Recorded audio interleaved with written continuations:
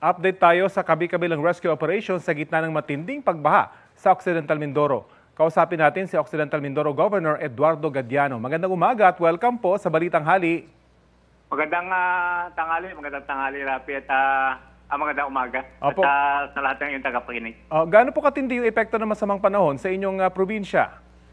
Ay kung tindi pag-uusapan, matindi at baha. Malaki yung tubig at baha yung mga barangay at maraming rescue operation sa ginawa. Inasahan niyo po ba yung ganitong kataas na baha?